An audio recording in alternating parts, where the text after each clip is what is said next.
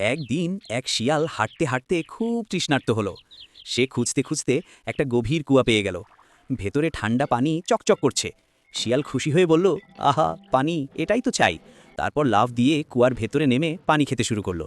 কিন্তু কিছুক্ষণ পর সে বুঝল, আরে আমি তো বের হবার উপায় ভাবিনি।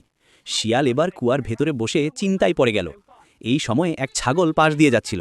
সে কুয়ার ভেতর থেকে শিয়ালের পানি খাওয়ার আওয়াজ শুনে বলল, কি খাচ্ছিস দোস্ত? শিয়াল মাথা তুলে বলল, আরে এখানে কত ঠান্ডা ঠান্ডা পানি, তুই নেমে আস, একসাথে মজা করে খাবো। লোভে ছাগলও কুয়ার ভেতরে লাফ দিল। সে ঠান্ডা পানি খেতে খেতে খুশি মুখে বলল, ওহ দারুণ, এত পানি। তখন শিয়াল বুদ্ধি খাটালো।